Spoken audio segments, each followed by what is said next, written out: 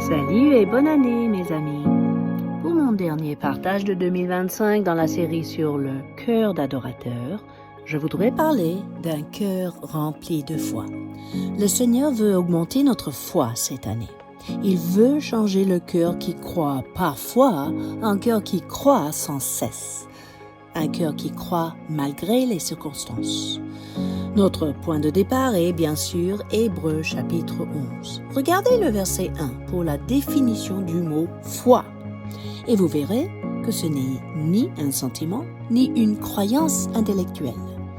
La Bible dit en fait, la foi est une ferme assurance des choses qu'on espère, une démonstration de celles qu'on ne voit pas. Les deux mots-clés, assurance et démonstration, sont liés à notre style de vie d'adorateur. Par exemple, dans Hébreux 4:16, il est écrit « Approchons-nous donc avec assurance du trône de la grâce ». Et je dis toujours que notre adoration est une démonstration visible de notre amour et notre affection pour Dieu. Revenons à Hébreux 11. Dans le verset 4, nous voyons pourquoi la foi joue un rôle important dans notre adoration. C'est par la foi qu'Abel offrit à Dieu un sacrifice plus excellent que celui de Caïn.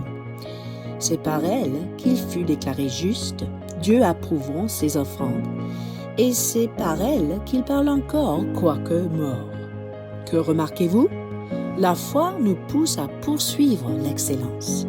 La foi obtient pour nous la justice. La foi parle bien après la durée de notre vie sur cette terre. Vous savez, nous venons de fêter la naissance de Jésus, comme c'est la tradition en France. Vous avez certainement relu Luc 1, qui relate les événements autour de sa venue sur cette terre. L'ange annonce à la Vierge Marie qu'elle va faire naître le Sauveur de l'humanité et que sa cousine âgée, Élisabeth, était déjà enceinte de Jean-Baptiste. Face aux questions de la jeune femme, l'ange répond dans le verset 37 « Rien n'est impossible à Dieu ». Cette parole a déclenché la foi chez Marie.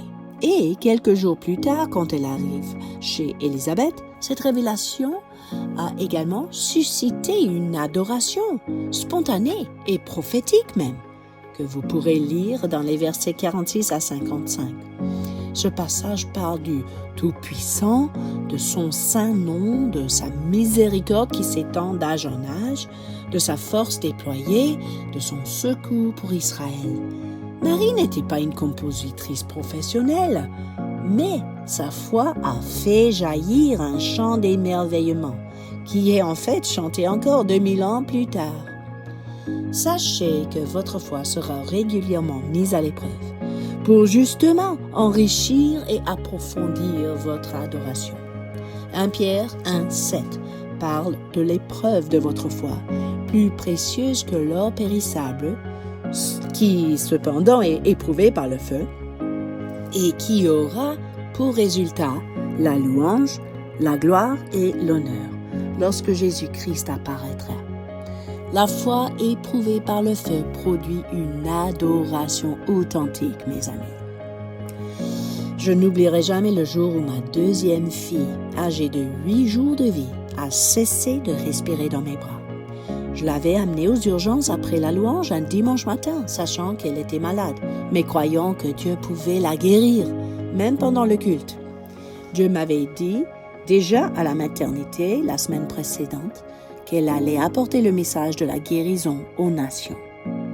J'étais donc vraiment dans la foi pour le miracle. Mais j'ai fini par suivre les conseils d'une infirmière qui observait qu'elle n'allait pas du tout bien. Je pars à l'hôpital pendant la prédication de mon mari. Là, aux urgences, suivant les examens initiaux, on me la remet dans les bras. Mais peu après, je remarque qu'elle ne bouge plus. Au moment même, je crie « Mon bébé ne respire plus !» Un médecin est entré dans la salle d'attente, a saisi ma fille et a couru vers le service réanimation. Je laisse tomber mes affaires, je cours après le docteur jusqu'à ce qu'on m'interdise d'aller plus loin et on claque la porte devant mon nez. Je me retrouve à ce moment-là, toute seule dans la salle d'attente. Et je fais une expérience avec le Seigneur. Je ne sais pas si ma fille va vivre ou mourir. Alors je décide de me mettre à genoux et d'adorer Dieu. je m'entends dire à voix haute « Seigneur, si elle survit, je te servirai et je t'adorerai tous les jours de ma vie.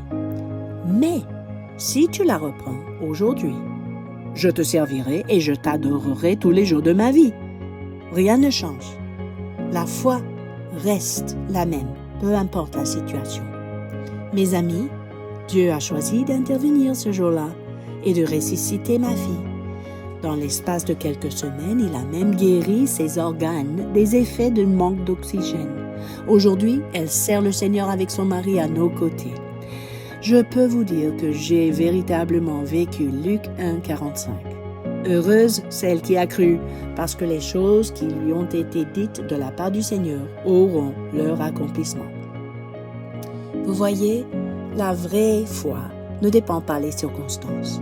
La foi authentique ne cesse pas de croire la promesse de Dieu. Ne met pas en question la bonté de Dieu. Ne doute pas la fidélité du Seigneur. Un cœur de foi s'attache à la présence de Dieu et à la parole de Dieu, quoi qu'il arrive. Un cœur de foi se soumet joyeusement à la volonté de Dieu et continue à lui offrir une adoration sincère, simplement parce qu'il en est digne. Bon, tout cela pour dire qu'un cœur d'adorateur est un cœur de foi finalement. Maintenant, je ne suis pas forcément fan des résolutions pour la nouvelle année, mais si c'est votre habitude, puis-je suggérer que vous vous engagez à cultiver votre cœur d'adorateur, car c'est le plus beau cadeau que vous pourrez offrir à notre Seigneur.